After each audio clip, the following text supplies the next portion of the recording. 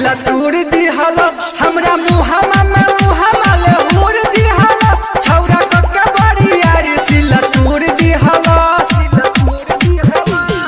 DJ Amit